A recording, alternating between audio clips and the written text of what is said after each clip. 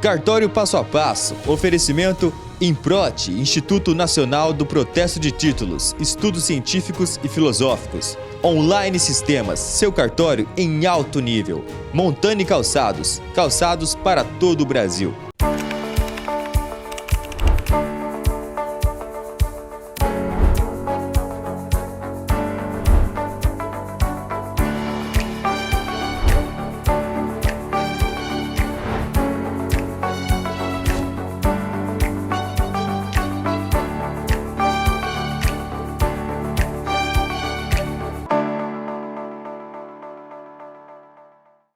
Olá, tudo bem? Que alegria estar aqui mais uma vez, iniciando o programa Cartório Passo a Passo. Você já sabe, um programa que traz muita informação jurídica relacionada ao ecossistema cartorial. É uma alegria muito grande estar aqui compartilhando um pouquinho do meu conhecimento e também com um convidado especial toda semana. Hoje eu vou trazer informações relevantes para vocês, várias perguntas que os telespectadores estão mandando, tem de vários assuntos, de uso capião, de divórcio, partilha de bens, eita, quanta coisa, né? E as pessoas acham que não está relacionada a cartório, mas está sim. E uma que sempre se repete é sobre uso capião. E para falar sobre esse tema, eu vou receber a convidada, a doutora Maria Ângela Ascar Corral. Ela que é advogada especialista na atividade extrajudicial e vai falar com muito preciosismo sobre a atividade que ela conhece muito bem, tanto da esfera registral, que tem uma prática muito grande no cartório de registro de imóveis, e também na advocacia extrajudicial. Me acompanhe, pega lá seu papel e caneta que tem muita informação que vale a pena você anotar. Por quê? Cartório e você, tudo a ver.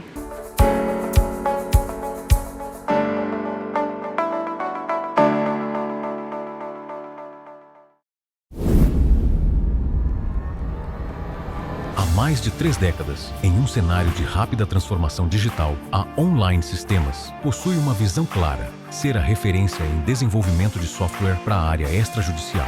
Nosso maior ativo são as pessoas. Investimos constantemente em nossos profissionais. É o talento da nossa equipe que garante a qualidade e a inovação em cada projeto.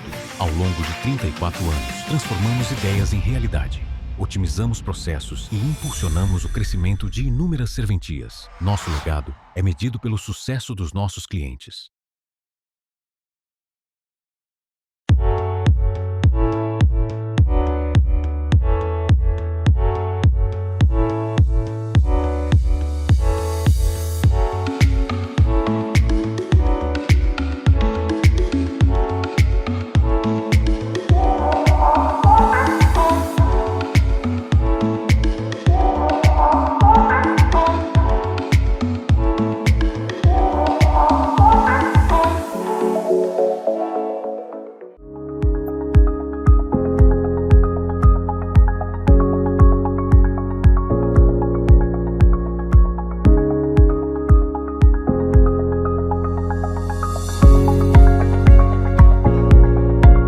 A didática da doutora Alcione é muito boa, gostei muito de ter participado desse evento, né? Fiz contatos e é isso aí, muito bom. Olha, meus sinceros agradecimentos à doutora Alcione por ter promovido esse grande evento, né? Assim, sanou todas as minhas dúvidas referente a onde, como ou o passo a passo de como fazer o serviço, né? Tinha umas dúvidas que estavam travadas, mas eu consegui que ela me explicasse de uma forma que eu entendesse. Então, assim, valeu a pena o investimento, o tempo, né?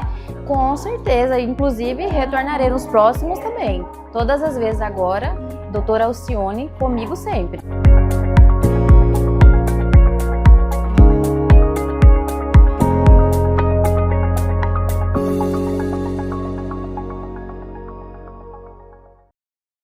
Cartório Passo a Passo, oferecimento Improte, Instituto Nacional do Protesto de Títulos, Estudos Científicos e Filosóficos. Online Sistemas, seu cartório em alto nível. Montani Calçados, calçados para todo o Brasil.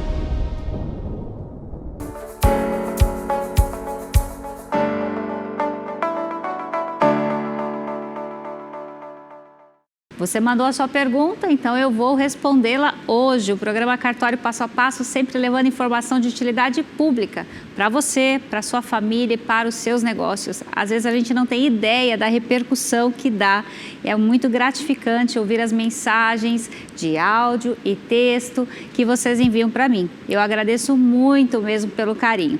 E este espaço é um oferecimento do INPROT, que é o Instituto Nacional de Protesto de Títulos, que é uma organização sem fins lucrativos, dedicada à inclusão social e ao desenvolvimento humano. Ela é também uma forma de conectar a atividade de protesto de títulos com os estudos científicos e filosóficos, destacando o compromisso com a ética, com a justiça e com a inovação no campo jurídico e econômico. O Instituto Nacional de Protesto de Títulos tem a missão de promover o conhecimento e a conscientização sobre a atividade de protesto, assegurando a transparência e a justiça nas relações entre os credores e devedores. Ele visa não só as empresas, auxiliar as empresas, mas a comunidade em geral na recuperação eficiente de créditos. É muito importante poder contar com um parceiro como esse, que contribui para um ambiente financeiro saudável. Vamos lá, primeira pergunta. Boa tarde, meu nome é Valdecir, moro aqui em Várzea Grande, Costa Verde. Tenho uma pergunta e uma dúvida. Eu tenho uma casa que foi separação de bens e arrumo um comprador. Vou lá com o comprador para comprar uma casa e outra pessoa fala que eu não tenho parte, e não quer vender a casa. Mas o que fazer nessa situação? Já foi determinado pelo juiz da vara da família para vender e dividir 50% para cada. Só que eu arrumo um comprador, vou lá e ela nega e não quer vender. O que fazer? E não é para colocar ninguém na casa, e ela colocou pessoas para morar na casa. Desacato judicial, né? Eita, Valdecir, que história é essa? Olha, pelo que eu entendi da sua redação aqui, você se divorciou, fez a partilha, você tem direito à metade, né, 50%, e sua ex-mulher também, né? A outra metade você quer vender. Quando você arruma um comprador, ela não concorda, é isso? Então, o ideal é que vocês conversem antes, já combinem um valor, porque realmente tem que combinar. Dificilmente alguém vai comprar só metade da sua casa, concorda? Então, você precisa conversar com a sua ex-mulher e combinar o preço, chegar a um consenso. Se ela não quer vender a parte dela e você quer vender a sua, veja se ela quer comprar a sua parte. E assim ela fica com 100% e você recebe o dinheiro que você quer. É uma possibilidade. Não vou entrar aqui em comentários se é desacato, não é desacato, né? Aí eu tenho que explicar o que é desacato, né? De ordem judicial. Mas a minha recomendação para você é converse com ela, vocês entendendo se ela tem direito, você também tem, e vender talvez para terceiro, se ela não quer, não tem onde morar, mas você pode de repente vender a sua parte para ela. Já pensou nessa possibilidade? Ou ela vender a parte dela para você, e assim consolida a propriedade em nome de um só e extingue o condomínio entre vocês. Espero ter ajudado. Próxima pergunta. Boa noite, parabéns pelo programa. É a Mila César Osmar Cabral. Oi, Mila, tudo bem? Estão ligados. Muito obrigada pelo carinho, pela participação, sempre mandando uma fotinha do programa. Obrigada. É da semana passada mesmo, estava com essa roupa. Legal. Próxima, por favor. Assisti o programa ontem. Gostaria de saber, teria como fazer a separação por cartório online, já que minha filha está vivendo na Espanha? É o senhor Leocádio, ele mora em Cuiabá. Senhor Leocádio, sim, é possível. Tem alguns requisitos que precisam ser observados. Para eu saber se vai poder fazer no caso dela, precisaria de mais informações, mas eu já vou te adiantar. Se ela tiver deixado firma aberta em algum cartório, já pode talvez pedir um certificado digital do notariado. Tem cartórios que emitem quando abriu o cartão de firma com ele, porque ele tem certeza que checou o documento, a autenticidade, tudo isso, então faz o certificado. Uma vez aberto esse certificado, ela pode estar em qualquer lugar do mundo, que aí vai poder finalizar essa documentação. Quando termina a escritura, vai encaminhar para a parte, para os advogados, ou advogado, se for um advogado comum para os dois, confirmando a minuta que está do jeito que o casal quer, marca para fazer a videoconferência e a assinatura. Então, o fato dela estar na Espanha não tem problema. Pode estar em Londres, pode estar em Paris, né? Saudade de Paris, eu estava até vendo um pacote de viagens, estou com vontade de viajar. Então, pode estar em qualquer lugar do mundo que você pode assinar pelo e-notariado. Se não tiver o e-notariado, você pode ter um outro certificado digital. Pode ser o modelo A1, que é aquele instalado no computador, normalmente os computadores têm, né? Ou o modelo A3, aquele que parece um pendrive, você carrega para onde você for, conecta no computador para você poder assinar. Então, tem essas 3 possibilidades. Não serve o gov.br. Este não serve, não tem o nível de segurança exigido, mas esses outros que eu mencionei, sim. Então, procura um cartório de notas para orientação, onde foi o último domicílio deles, se ela está lá só em viagem, se tem bens para partilhar, é importante também saber sobre isso. E então, o fato de estar fora do país não é um impedimento. Muito obrigada pela participação. Boa noite, Alcione. Tenho uma moto no meu nome. A pessoa que está com ela não está pagando o documento. Porém, a pessoa que está com a moto já comprou de outro. Eita! Tive que pagar vários documentos porque meu nome estava na dívida ativa. Posso acionar o cartório para busca e apreensão? Já que o cartório faz busca e apreensão? Essa é uma boa. João Barbosa. João, vou até mandar sua pergunta lá para o carta-ofício aqui de Cuiabá para perguntar e para o Improte também. Por quê? Aqui você sabe que é só ele que pode fazer esse serviço de protesto. Eu entendo que não, mas eu posso estar equivocada. Porque aqui é você vendendo direto, né? E tem que fazer o registro da transferência, João, não deixa assim. Eu mesmo já passei por isso, meu pai também vendeu, ele tinha um Corsa na época, vendeu e aí quando eu tive que fazer o inventário, cadê o Corsa? Não sei. Cadê quem comprou? Também não. O que eu achei? Só as dívidas. É isso, IPVA e os demais encargos atrasados e para resolver eu tive que pagar também. Infelizmente. A busca e apreensão sei que funciona muito bem para alienação fiduciária, que segura ali, mas eu vou verificar esse ponto para você e eu trago no próximo programa. Fique ligado comigo, tá bom? Próxima pergunta. Oi, sou Adalberto, moro aqui no Tijucal, em Cuiabá. Tenho uma dúvida que sempre me confunde. Qual é a dúvida? Vamos ver. Qual a validade de um documento registrado em cartório fora do estado? Tipo... Parece minha filha falando, né? Tipo, se eu fizer um contrato particular e reconhecer firma aqui, ele vale em outro estado? Ou tem que registrar de novo no outro estado? Adalberto, obrigada pela sua pergunta. Eu acredito que vai esclarecer para muitas pessoas. O reconhecimento de firma vale em todo o estado. Não tem diferença se você fez o reconhecimento no Mato Grosso, São Paulo, na Bahia, a fé pública é a mesma. Porém, o que pode estar pegando é o reconhecimento do sinal público. O que é isso? É o sinal do tabelião, é a assinatura do tabelião, vai verificar se é autêntica. Normalmente é o escrevente autorizado que faz esse procedimento. Então, você vai reconhecer o sinal público do escrevente. Tem um sistema, né, na central, que a gente consegue consultar. Então, quando vem, nem precisa ser de outro estado, tá? Pode ser de outro município e a gente precisa fazer, por exemplo, a transferência de veículo, vai ter que consultar essa autenticidade. Infelizmente, até dentro do estado exige isso. Eu, particularmente, acho desnecessário, mas é uma exigência ainda, o Detran continua exigindo, então tem que cumprir. Então, pode ser que o que você esteja se referindo seja verificar o sinal público daquele funcionário que fez o reconhecimento e não que está pondo em dúvida o próprio reconhecimento da assinatura do cliente em si, tá bom?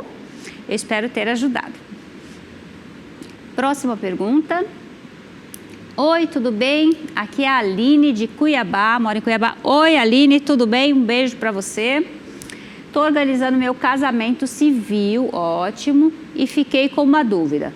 Quais são as diferenças entre os regimes de bens que a gente escolhe no cartório? E se eu quiser mudar o regime depois de casada, tem como? É muito burocrático?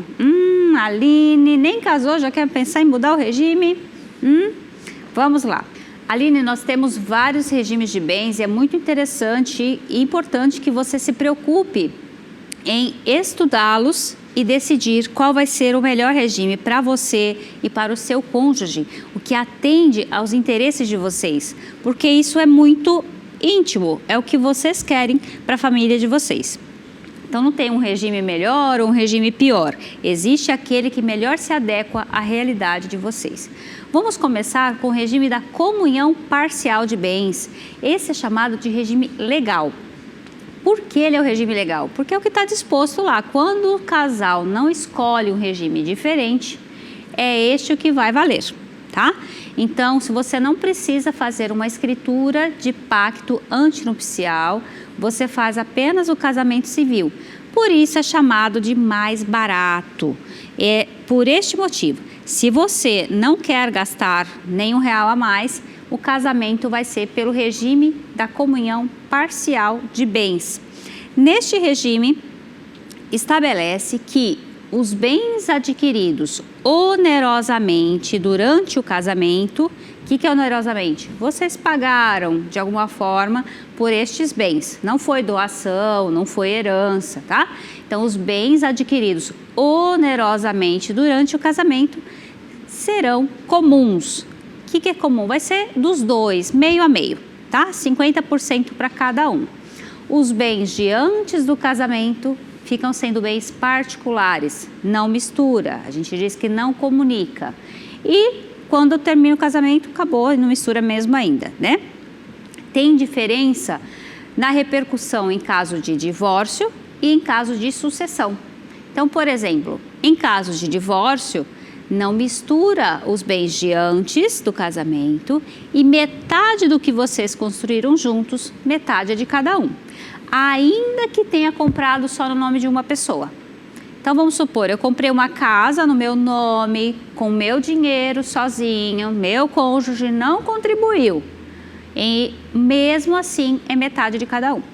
Mesma coisa para o outro lado, se foi ele que comprou, pagou 100% com o suor dele, vai ser metade de cada um por conta do regime de bens.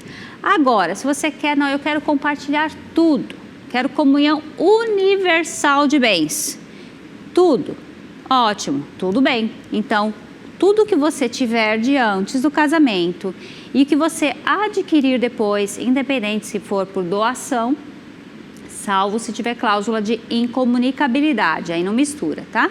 Então, se receber doação, se você receber herança, também será do seu cônjuge, metade. E vice-versa, se ele receber, também é seu. Lembrem que não são só os bens, muita gente esquece dessa parte, eu tenho que lembrar. Quando você escolhe o regime, não é só para o patrimônio de bens, é direitos e obrigações também. Então, se o seu cônjuge contrair dívidas, você será obrigado a pagar as dívidas também. Assustou, né? Pois é, mas essa é a verdade. Tem algumas ressalvas, o Código Civil traz algumas ressalvas quando a dívida é contraída em benefício exclusivo daquele cônjuge.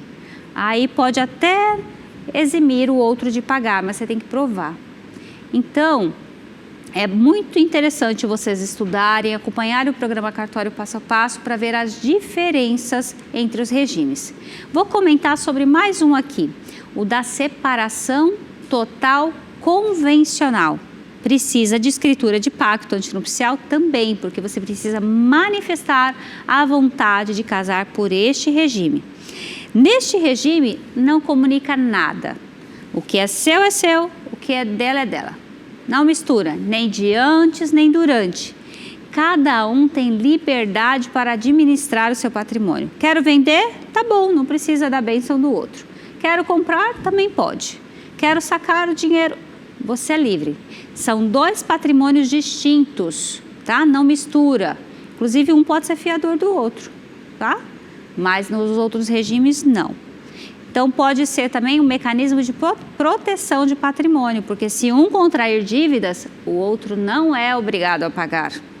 Se a casa está no meu nome e meu marido contrair dívidas, não vai usar a casa que está em meu nome para pagar as dívidas dele. São patrimônios distintos, tá? Então, você tem que perceber qual é o que mais se adequa à sua realidade, ao seu casamento, ao que vocês buscam para escolher e não pense já em mudar o regime, né? Já escolha um para ficar, porque senão você vai ter trabalho e gasto desnecessário. Fica a dica, tá bom? Próxima pergunta. Cuido de um terreno baldio em frente à minha casa há 10 anos. Mantenho limpo e planto flores, mas não sei se isso basta para pedir usucapião. O que devo fazer? É o Cláudio Reis. Cláudio Reis, vamos lá, você cuida do terreno, mas você tem ânimos de dono? Você tem animus domini? Esse termo jurídico aqui, vem do latim, significa ânimo de ser dono. Você se mostra na sociedade como dono deste imóvel? Este é um dos requisitos para usucapião. Não basta a posse mansa, pacífica, sem oposição. São vários elementos, porque você pode estar cuidando do terreno em favor do proprietário. Como eu posso saber? Né? Então, só estes elementos por si só não são suficientes.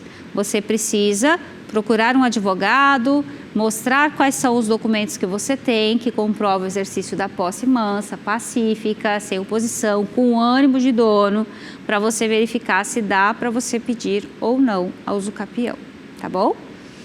Espero ter ajudado. Próxima pergunta. Em casos de usucapião, quais documentos e provas são essenciais para garantir que o pedido seja aceito? É o Sérgio de Jangada. Sérgio, muito obrigada pela pergunta. E hoje, daqui a pouquinho, eu vou ter uma entrevista com a doutora Maria Ângela. Ela conhece como ninguém a usucapião, tem uma vasta experiência de dentro do cartório de registro de imóveis e também na parte da advocacia extrajudicial. Então acompanhe daqui a pouquinho essa entrevista que está imperdível. Mas eu vou responder sua pergunta aqui de uma forma mais objetiva. Quais documentos e provas? Todos o que você tiver. Todos, não estou sendo exagerada. Todos que você tiver, seleciona, organiza. Se você tem nota fiscal, recibo, foto, o que você tem? Você tem contrato? Tudo que você tiver relacionado a este imóvel que você quer usucapir, separe, organize, de preferência por data, é um critério meu, mas você pode estabelecer outro, e apresente ao seu advogado. Por quê? O seu advogado é que vai saber o que vai ser útil e o que não vai ser útil para o seu procedimento de usucapião. Ele é o profissional do direito que vai separar e verificar se você já preenche todos os requisitos e para qual modalidade de usucapião você se enquadra melhor. As suas provas são suficientes para iniciar o processo da usucapião. Só então ele vai procurar o cartório de notas para lavrar a ata notarial para fins de usucapião e depois o registrador de imóveis para iniciar o processo de preparação para o registro, tá bom? Mas não perca daqui a pouquinho a entrevista que nós vamos falar sobre isso. Ah, olha que foto linda! Nosso evento foi no sábado, no dia 14, sobre contratos imobiliários e due diligence. E foi maravilhoso. Olha só, o pessoal que participou do nosso treinamento intensivo, um dia inteiro dedicado ao estudo de contratos imobiliários. Se você perdeu, fique ligado. Logo vão ter notícias sobre esse mundo da advocacia extrajudicial, que eu acho que é irreversível. Eu acho que eu não penso assim sozinha não, viu? Daqui a pouquinho eu tenho uma entrevista com a doutora Maria Ângela Ascar Corral. É especialista em direito notarial e registros públicos, que domina o usucapião extrajudicial como ninguém. Não perca, até já.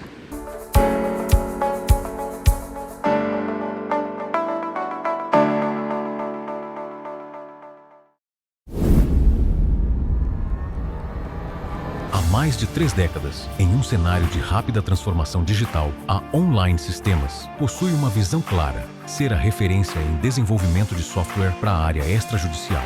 Nosso maior ativo são as pessoas. Investimos constantemente em nossos profissionais. É o talento da nossa equipe que garante a qualidade e a inovação em cada projeto. Ao longo de 34 anos, transformamos ideias em realidade. Otimizamos processos e impulsionamos o crescimento de inúmeras serventias. Nosso legado é medido pelo sucesso dos nossos clientes.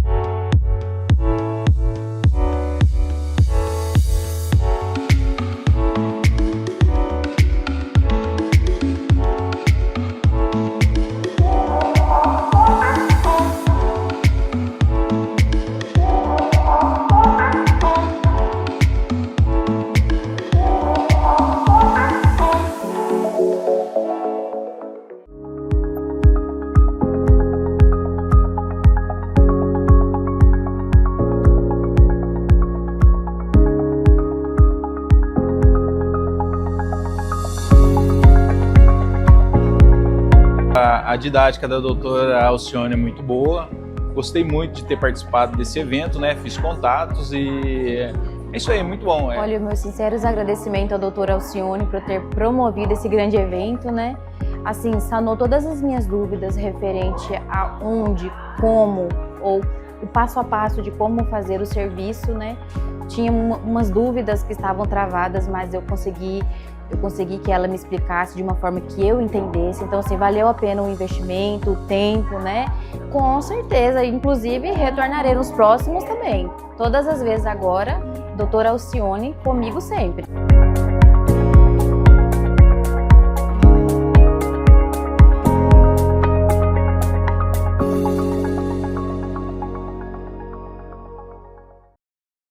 Cartório Passo a Passo, oferecimento Improte, Instituto Nacional do Protesto de Títulos, Estudos Científicos e Filosóficos. Online Sistemas, seu cartório em alto nível.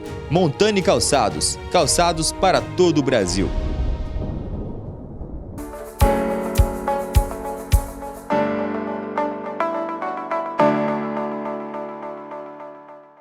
Voltamos, a entrevista de hoje está imperdível. Você sabe que um dos maiores temas que a gente recebe aqui no programa Cartório Passo a Passo é sobre uso capião, extrajudicial também, né?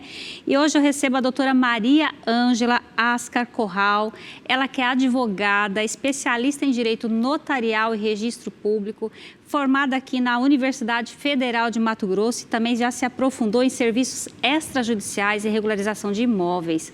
Ela é muito fera, já trabalhei com ela, inclusive, entregou um processo super organizado, é um exemplo de advogada. Doutora, que alegria recebê-la aqui no programa Cartório Passo a Passo para conversar sobre esse tema, melhor dizendo, que é tão importante para a sociedade. Alcione, obrigada. A minha alegria é minha estar aqui. Obrigado pelo convite. Espero corroborar e ajudar a sociedade a entender um pouco desse tema, né? Sim, com certeza vai esclarecer. A uso capião está em prática já há bastante tempo aqui no Brasil e agora no extrajudicial, e com a sua expertise com certeza vai colaborar. Doutora, como que o advogado pode agir, como ele deve se preparar para protocolar um processo de uso capião extrajudicial? Então, a uso capião extrajudicial, ela requer um pouco mais da atuação do advogado do que no judicial. Eu entendo que se o advogado ele agir de forma muito proativa em atender o cliente e angariar essas informações e documentos, o processo ele vai ter um rito muito mais rápido, célere e eficiente para o cliente, né? Então, essa importância do advogado, ele, primeiro, identificar o tipo, a modalidade de uso capião que vai ser adequada àquele caso concreto, alinhar com o tabelião, o registrador que vai ser competente para analisar aquela documentação, qual o entendimento e o checklist de documentos necessários, por exemplo, porque embora a gente tenha provimentos, a gente tenha normas, a Lei 6.015, que foi alterada para incluir o uso capião extrajudicial, cada tabelião, cada registrador tem a sua metodologia específica, então é importante, se eu nunca atuei com aquela serventia, eu fazer essa análise prévia junto a esse tabelião ou registrador, que vai facilitar também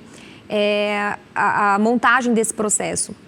E a partir daí, o advogado ele tem que ir em busca, muito mais do que no judicial, dos documentos, dos confrontantes, ter um topógrafo muito bem alinhado com o assunto para ser um auxiliar, né? Eu falo que são vários profissionais, né, trabalhando em conjunto para chegar àquele objetivo. Só o advogado não vai dar conta, tem que ser o advogado, o requerente, o topógrafo ou o engenheiro,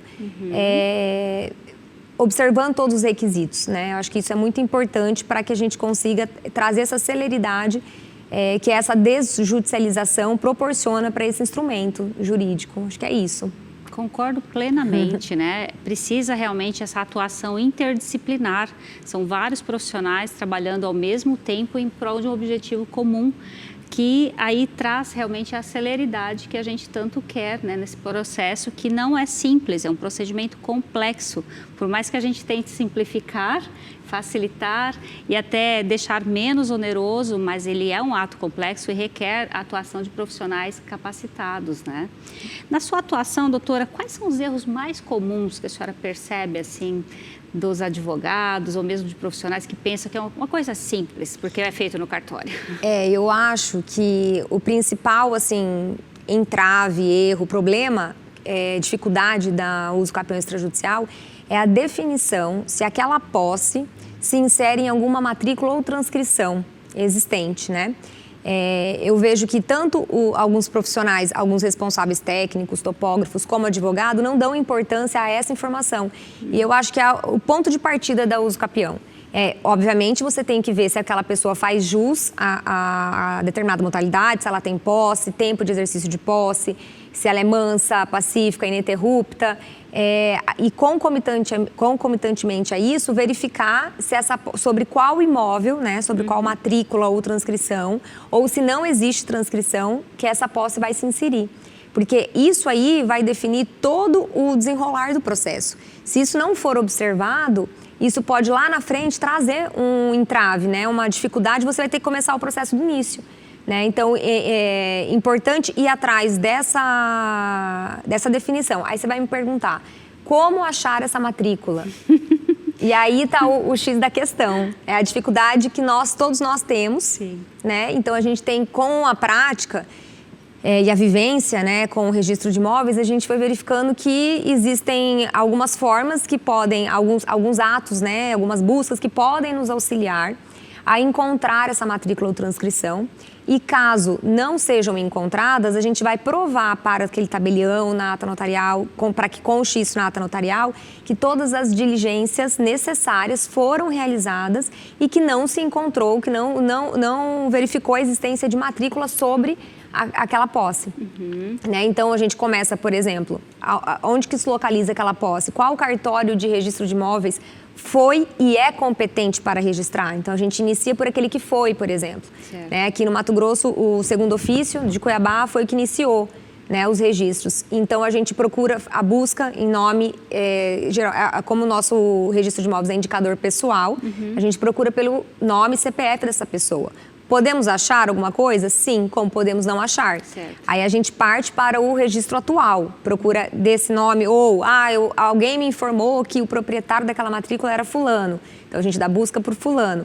Não encontrou, a gente verifica. Isso é imóvel urbano ou rural. Se for rural, analisar a base cadastral do Intermate para verificar se existe algum título definitivo expedido sobre aquela localização, aquela região. Se tem, volta novamente a busca em nome daquela pessoa beneficiária do título. Então, assim, e se for urbano, a gente verificar junto à prefeitura se existe algum registro, alguma informação a respeito daquilo. Então, às vezes, o advogado, o que eu digo que o advogado tem que atuar nessa investigação mesmo, seria uma busca mesmo, incansável por aquele documento, esse início aí, ele pode demorar um pouco, né? Às vezes você vai pedir uma busca, um mês, acha matrícula, desenrola em outras matrículas, e assim vai indo. Isso pode demorar um pouquinho no começo, mas vai ser o que vai definir a celeridade, além da segurança jurídica do processo todo. Então, é importantíssimo essa definição se aquela posse se insere sobre alguma matrícula ou transcrição ou se não tem nenhum documento. Então, acho que esse é o principal entrave que às vezes a gente não consegue definir e que pode atrapalhar ou definir o andamento de todo o processo. E tem advogado que desiste, né? Começa, uma nota de exigência, eu não encontrei o que eu estava buscando, tentei 1, 2, 3 vezes, não consegui, já desiste. Você tem que continuar buscando até esgotar todas as possibilidades e chegar ao ponto que não tem matrícula, não tem transcrição. E aí, quem vai ficar no polo passivo, doutora? Então, essa é uma boa pergunta, Alcione. Se não tem matrícula, não tem transcrição, não tem proprietário, detentor de direito real naquela matrícula. Então, eu entendo que a gente tem que colocar a quem interessar, O polo passivo seria toda a sociedade, a quem interessar. E lembrando que o registrador de imóveis, ele vai notificar os entes públicos, Estado, União, município, que vão analisar se aquele imóvel, aquela posse está inserida sobre alguma área pública ou não. Então, se eles se manifestarem que não possuem interesse, nada impede o registrador de seguir com o processo de uso capião extrajudicial e abrir a matrícula, trazendo para formalidade aquela posse, virando um documento que vai fomentar crédito, vai trazer desenvolvimento para a região. Uma função social maior para a propriedade, garantir o direito de propriedade que é constitucionalmente garantido, Então, acho que é importante todo esse processo para se chegar a essa conclusão.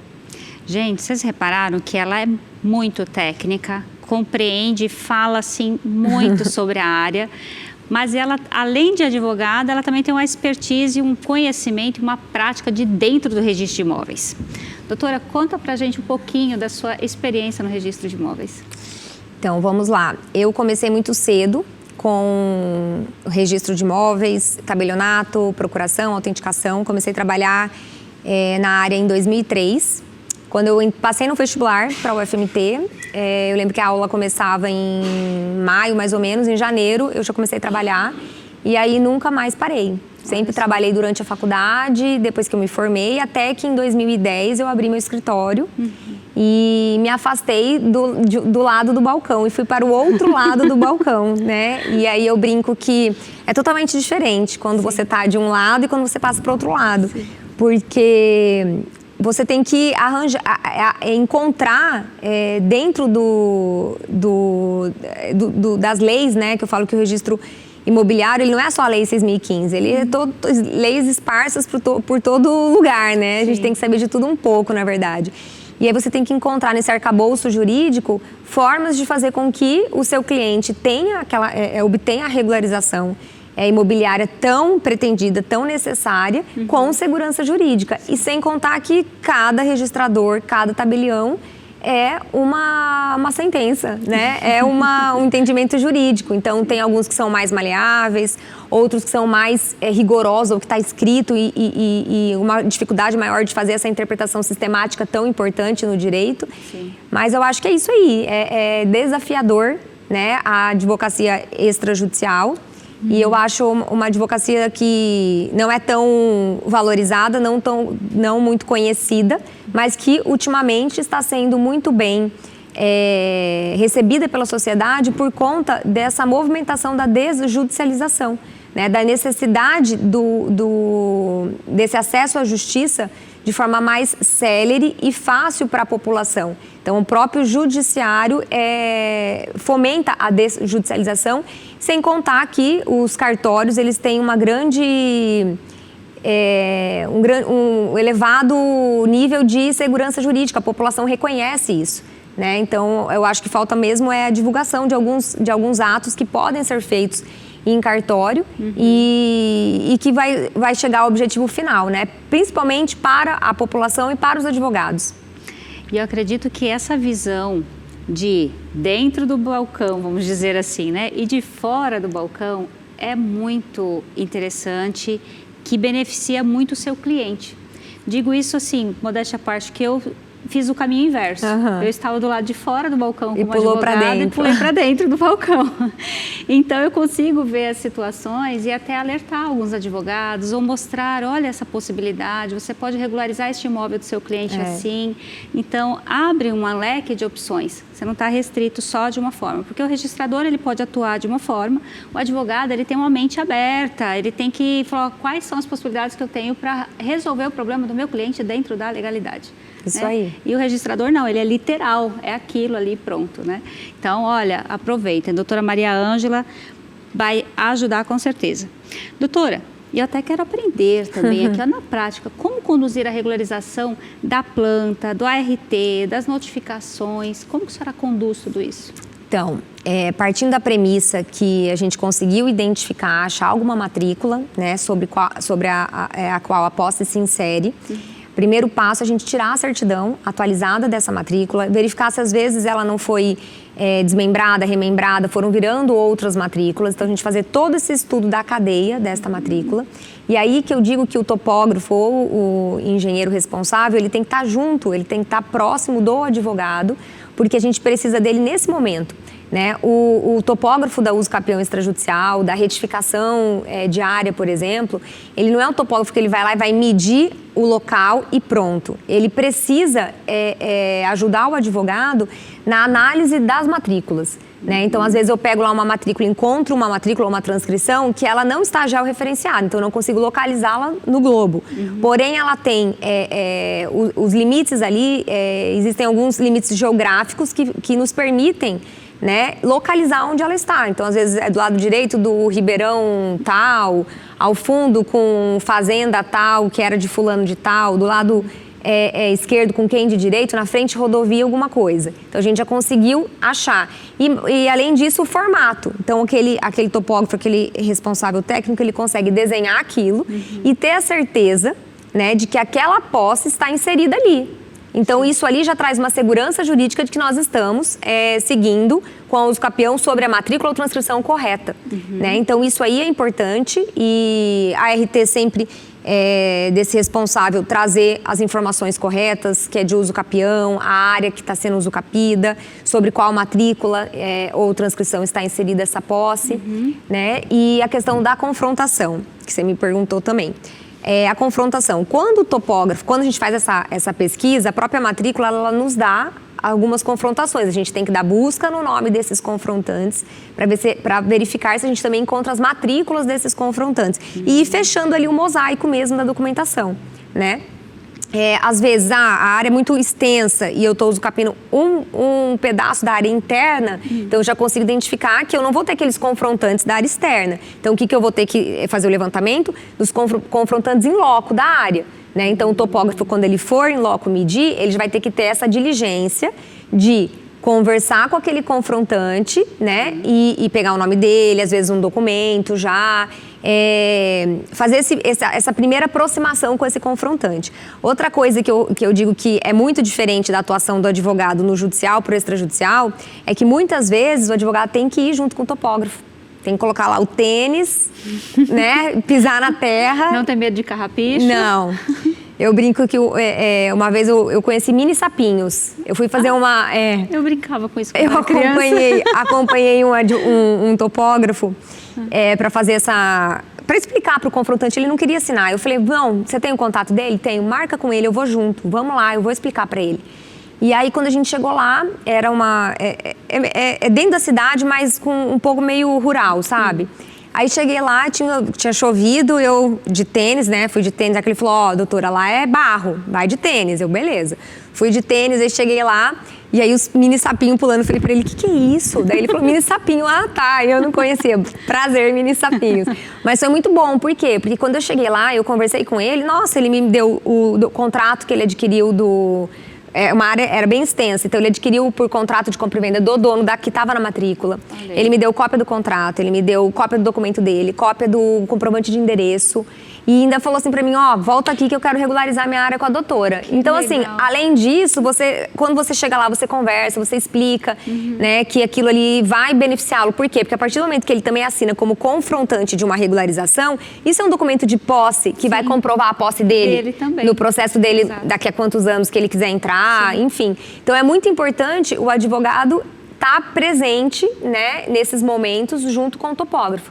Às vezes o topógrafo ele vai antes, faz esse primeiro encontro, levanta esses documentos, monta a planta, o memorial descritivo, e aí num segundo momento o advogado acompanhar o topógrafo para tirar as dúvidas das pessoas que vão ter que assinar, porque às vezes a pessoa é leiga, ela fica com medo de assinar um documento, né? Claro. E você indo, esclarecendo, tirando as dúvidas, essa pessoa vai se sentir segura e vai ver que ela não está fazendo não está se prejudicando, que ela ela estará até se beneficiando com aquele documento. Exatamente. E várias vezes que eu vou, eu consigo a assinatura do confrontante. Que bom. E enriquece mais o advogado também de conteúdo para ele descrever no seu requerimento as minúcias, porque ele vai entender com mais propriedade a situação de fato, né, do seu cliente. Eu acho que é super viável. E passear no campo também, gente, respirar um outro ar faz bem, um sapinho aqui, um ali não faz mal, né? A senhora se assustou? Não, e sem contar que, assim, é um momento de paz no seu dia, né? Você vai num lugar, às vezes, mais afastado, conhece outras pessoas, é muito importante. É isso aí. Doutora, quando que o advogado deve verificar assim, a ausência de confrontante? Se é a pessoa que eles assinam e quando não assina ou ele não consegue localizar, o que ele tem que fazer? Tá, quando o confrontante ele não assina, porque pode ocorrer de você ir lá, explicar e a pessoa não querer assinar. Então, você tem a identificação de quem é esse confrontante, você tem o endereço, então você vai pedir na sua petição, né, que esse confrontante, ele seja notificado. Né? Então, quando chegar lá, você já lavrou a ata notarial, você já está no procedimento junto ao registro de imóveis, o registrador, após fazer as análises, ele vai verificar que está tudo ok, ele vai passar para a notificação. Então, ele vai notificar aquele confrontante que vai ter um prazo para se manifestar. Né? Segue o rito do artigo 213, que é o do mesmo da retificação diária. Então, ele vai ser notificado, se decorrer o prazo e ele não se manifestar, o silêncio vai entender como manifestação, como concordância. Isso. E no caso dele não ser encontrado, né? Então, geralmente o registro de imóveis ele terceiriza para o título de documentos, cartório de título de documentos, para ele fazer essa notificação.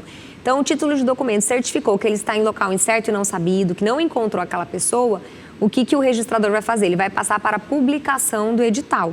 Mas é muito importante que essa notificação pessoal, ela tenha sido feita de maneira correta. Então, às vezes, que eu falo que o advogado tem que ser investigador também. Então, às vezes, a gente fazer uma busca, né, nos sites de cadastros, ou às vezes o próprio requerente, ele sabe, né, onde que a pessoa mora. Então, ele informar isso para o advogado, porque é importante que a gente consiga ter uma notificação correta, né, que chegue naquele endereço. E se efetivamente não tem como achar, está em local incerto e não sabido, aí vai para o edital. E aí resolve o problema da falta de notificação daquele confrontante. Ou até do detentor, do proprietário da matrícula que você está usucapindo. Ótimo. Então, o procedimento não trava porque o confrontante não assina, certo? Não trava, ele segue. Até na primeira lei da usucapião extrajudicial, a gente ficou bem de mãos atadas, né? E demorou para deslanchar. Por quê? Porque precisava da anuência das pessoas, tanto do detentor do proprietário da matrícula, né? E se ele não desse anuência, não ia para frente. Então, assim, era impossível. Inviável. Inviável, né? Porque geralmente você vai entrar com o usucapião porque você não sabe onde aquela pessoa tá, né? Então, depois que houve essa alteração legislativa, aí foi embora. Aí o usucapião extrajudicial vai mesmo, conclui mesmo. Ótimo. Doutora, existe um mito entre os advogados, principalmente os mais tradicionais, de que o extrajudicial reduz assim a certeza, a segurança jurídica, né, que não tem como cobrar honorários mais altos. O que a senhora pensa a respeito disso? Boa pergunta, Alcione. Eu acredito que sim, que alguns advogados, né, alguns advogados mais antigos, acostumados a lide, a justiça, a ter uma sentença judicial, eu acho que eles ficam, sim, um pouco receosos quanto a um processo extrajudicial. E o que não caberia no caso do usucapião extrajudicial e de todos os outros institutos de desjudicialização, porque o registrador, o tabelião, eles são pessoas concursadas, que tiveram um longo percurso para chegar, para assumir essa posição. A gente sabe que os concursos são super exigentes, disputados, então existe toda uma formação necessária, né, na área do direito, estudando para o concurso. E depois que assumem as serventias também, existe sempre uma dedicação em entender aquele processo todo. Então, esses advogados podem ficar tranquilos que o direito vai ser aplicado como ele deve ser. E a questão dos valores, né? Eu acho que às vezes o advogado pensa quanto mais lead tiver, mais altos serão os honorários.